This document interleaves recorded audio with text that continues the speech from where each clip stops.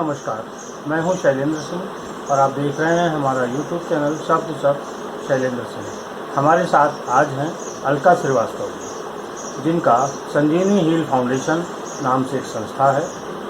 ये महिलाओं के आत्मनिर्भर बनने के लिए उनको सिलाई और उससे जुड़े हुए आत्मनिर्भरता से जुड़े हुए तमाम कार्यक्रम महिलाओं के लिए करती हैं। अभी इनका कल एक बहुत सफल कार्यक्रम आयोजित हुआ था, जिसमें बहुत सारी महिलाओं ने हिस्सा लिया।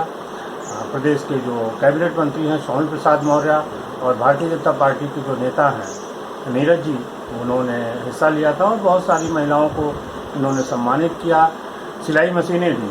तो आज हमने सोचा कि क्यों नहीं हम अलका जी के साथ एक बातचीत करते हैं। अलका जी का जो कैरियर था वो इन्होंने भी सौंदर्य प्रतियोगिताओं से शुरू किया, ब्यूटी पेजेंट से जीता, ब्यूटी पेजेंट से अपनी पहचान बनाई और फिर संजीवनी हील फाउंडेशन के द्वारा अब ये समाज सेवा कर रही है। तो कैसे शुरू हुआ ये ब्यूटी पेजेंट का सफ़र?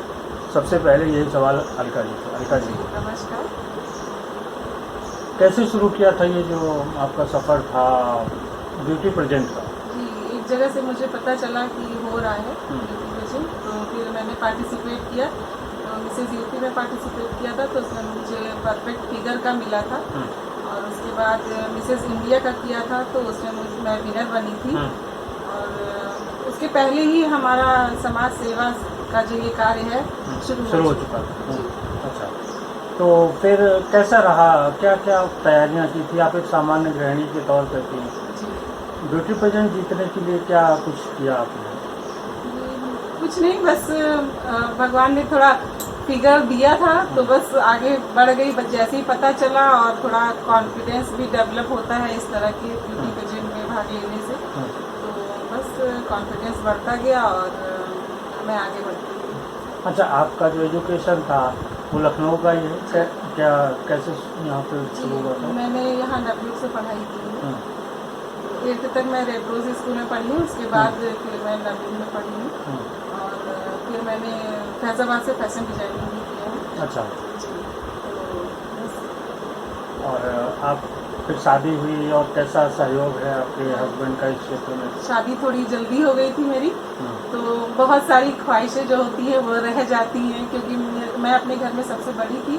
तो मेरे दादाजी कहे मैं ही कन्यादान करूँगा, पाँव पूजना है मुझे, तो बस जल्दी हाँ, तो उन्होंने फिर मेरे पापा जल्दी, मैं 12th क्लास में थी तभी मेरी शादी पापा मेरे देखने लगे थे और मैं बहुत रोती थी कि नहीं मुझे शादी नहीं करनी है। फिर खैर मेरे दादाजी थे, उनके रहते रहते ही मेरी शादी हो गई थी, ये अच्छा था।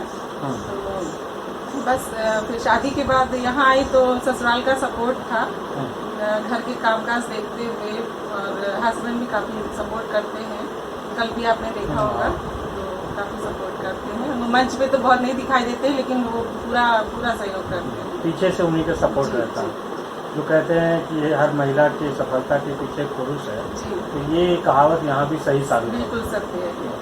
अच्छा, हमें पता चला है कि जैसे जो तमाम सारे कार्यक्रम होते हैं लोगों के, कहीं बर्थडे का है, कहीं पार्टीज है, वो सब आप नहीं करती, उनका जो पैसा बचता है वही आप समाज सेवा में अपने स्तर पर लगाते हैं। क्या सोच थी, कैसे इसको आगे बढ़ाया आपने? बस आत्मसंतुष्टि मिलती है किसी के चेहरे पर, अगर मेरी वजह से थोड़ी सी भी खुशी आ जाती है तो मुझे सच में दिल से बहुत ही अच्छा लगता है। तो बस चाहे मैं खुद ना खाऊं, मैं सोचती हूँ दूसरों के लिए करती रहूँ और वो कर रही हूँ। और यही संस्कार आपने अपनी बेटी को भी दिया? जी, मेरी बेटी भी फालतू चीज़ें बिल्कुल पार्टी वार्टी उनको बिल्कुल पसंद नहीं है। और वो भी चाहती, मैं उसका बर्थडे भंडारा करती थी, वो भी यही कहती है कि नहीं मम्मी मुझे पार्टी नहीं करनी है, आप वही वाला करिए। आश्रम में बाबा कीनाराम से हम जुड़े हैं, उन्हीं की कृपा से आज हम आगे बढ़ते जा रहे हैं और आगे भी उनके दिखाए हुए रास्ते पर आगे चलते रहेंगे और आगे बढ़ते रहेंगे। अच्छा, जब संजीवनी हील फाउंडेशन शुरू किया, क्या सोच है और क्या आगे करने वाली है इसके जरिए? ये पहले तो हमारी ये समाज सेवा जो है पहले से ही हम कर रहे थे, लेकिन ये कहीं रजिस्टर्ड नहीं था। फिर सबने कहा नहीं रजिस्ट्रेशन करा लो, तो फिर रजिस्ट्रेशन कराया हमने। और फिर इसको एक अच्छे स्तर पर हमें काम करना था, तो इसके लिए हमने रजिस्ट्रेशन कराया। और ये महिलाओं और बच्चियों के लिए विशेष तौर पर काम करती है हमारी संस्था। कल जैसे हमने देखा था आपने कुछ सिलाई मशीनें उन लोगों को दी थी, तो क्या इसके ये क्या है, क्या ये प्रोजेक्ट है पूरा? जी, इसका हमारा उद्देश्य ये है कि इनको रोजगार देना, इस स्तर तक इनको मैं सिखाऊंगी कि अपनी दुकान खोल सके, कुछ कर सके। ब्यूटी पार्लर भी खोल सके, ब्यूटिशियन का कोर्स करा रही हूँ। और आगे चल के उसमें कंप्यूटर का भी रहेगा, धूप बत्ती होता है वो रहेगा, उद्योग टाइप का रोजगार देना चाहती हूँ मैं। इन जो महिलाएं हैं इनको आगे बढ़ाना चाहती हूँ। तो इनका चुनाव कैसे, सिलेक्शन कैसे करती हैं कि जो आपके पास आती हैं जिनको आप मदद करती हैं? ये हमारे पास खुद ही आने लगती है, मुझे पता ही नहीं कहाँ से आती हैं। और ये लोग आती हैं, नाम लिखा जाती हैं और ये लोग हमसे जुड़ जाती हैं। अच्छा, तो कहीं सिलाई सेंटर वगैरह खोलने का इस प्लान है? जी, सिलाई सेंटर खुल चुका है। ये बस इसका अप्रैल से स्टार्ट हो जाएगा सिखाना। तो कहाँ पे है उसका कुछ बताना चाहेंगे? ये फरीदी नगर में। तो अभी जैसे कल कार्यक्रम हुआ, अब संजीवनी के जरिए और क्या नया करने वाली हैं? नए साल ये चल रहा है 2021। अभी तो फिलहाल ये जो निःशुल्क प्रशिक्षण केंद्र खोला गया है इसको अच्छे स्तर पर चलाएंगे। और कुछ गरीब बच्चों का मैं हर साल एडमिशन कराती हूँ, तो उन बच्चों का एडमिशन उसी तरह चलता रहेगा। और यहीं घर पर मैं कुछ बच्चों को, गरीब बच्चों को बुलाकर शाम को पढ़ाती हूँ। कोरोना में वो बंद हो गया था, अभी वो फिर से स्टार्ट होने वाला है, तो बच्चे आते रहते हैं। कुछ इसके अलावा आपकी हॉबीज़ हैं जो आप बताना चाहें सभी लोगों को? मेरी हॉबीज़ ये है कि मुझे पेंटिंग करना बहुत अच्छा लगता है, स्केचिंग करना बहुत अच्छा लगता है और बहुत सुकून देता है ये। जब आप स्ट्रेस में हो ना, तो अगर आप पेंटिंग कर रहे हो और स्केचिंग कर रहे हो तो बहुत सुकून देता है। तो मैं आधी रात को भी उठ के स्केचिंग करने लगती हूँ और पेंटिंग करने लगती हूँ।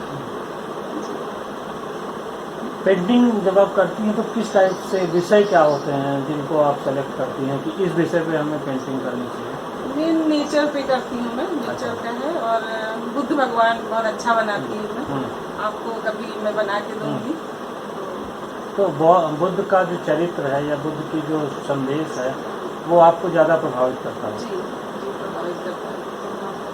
और मैं मुझे जो ये संजीवनी हील फाउंडेशन है जो मैं काम कर रही हूँ समाज सेवा का, तो मैं थोड़ा मदर टेरेसा से भी बहुत ज़्यादा प्रभावित थी। जब मैं जानने लायक हुई तो मुझे लगता था कि मैं उनसे मिलूंगी। तो जब वो उन्होंने शरीर त्यागा, मैं नहीं मिल पाई, तो मैं मतलब बहुत रोई थी। तो मुझे लगा कि मैं उनसे मिल नहीं पाई, लेकिन मुझे बहुत मिलना था उनसे और बहुत ज़्यादा मैं प्रभावित थी। शायद कहीं से मतलब जो उन्होंने वो कार्य करती थी वही था। और मैं अपने मम्मी पापा से ये कहती थी, मम्मी मैं शादी नहीं करूँगी, क्यों पता नहीं क्यों मेरे दिमाग में ऐसा था।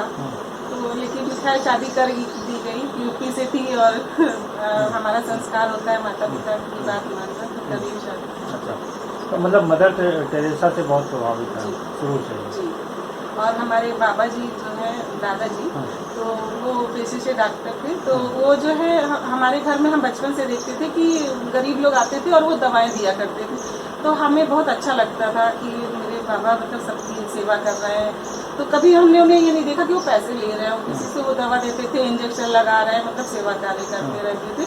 तो मैं बचपन में ही अपनी दादी से छिपा के, जैसे गर्मी की छुट्टियों में हम लोग गाँव जाते थे और वहाँ पे छिपा के जो गरीब बच्चे होते थे तो उनको मैं छिपा के आम देती थी, झोले में भर के छिपा के देती थी। दादी को पता नहीं रहता, तो बाद में वो ढूंढती थी आम कहाँ गया, तो वहाँ पता चला हल्का दे दी। तो ये था मतलब ये बचपन से जो सेवा की भावना थी। तो मदर टेरेसा के नाम पे ही आपने अवार्ड भी शुरू किया और कुछ तमाम महिलाओं को आपने कल सम्मानित किया है, तो ये आगे भी इसी तरीके से हर साल जाएगा? ये हर साल ही मदर टेरेसा के ही नाम पे। तो साथियों, ये अलका जी की बातें थी। आपने देखा होगा बहुत संकोच पूर्ण तरीके से इन्होंने बहुत कम शब्दों में अपनी बातें बताई हैं। अभी भी ये बताने में बहुत संकोच कर रही हैं क्योंकि ये संकोची स्वभाव की हैं और इनको लगता है कि जो काम करो, अगर दान आप दे रहे हो तो उसे किसी का पता नहीं चलना चाहिए। इसी वजह से ये खुल के नहीं बोल पा रही हैं। लेकिन आप लोग अगर कुछ कहना चाहते हैं तो कहिएगा हमारे कमेंट बॉक्स में। और अलका जी की जो संस्था है उससे जुड़ना चाहते हैं तो भी, और उसके ज़रिए अगर आप महिलाओं की मदद करना चाहते हैं, महिलाओं को आत्मनिर्भर बनाने के लिए, तो उसके लिए भी संपर्क करिएगा। हम लोग बराबर संपर्क में रहेंगे। बहुत शुक्रिया अलका जी आपका, और सभी साथियों आपका भी, आपने समय निकाल के हम लोग को सुना।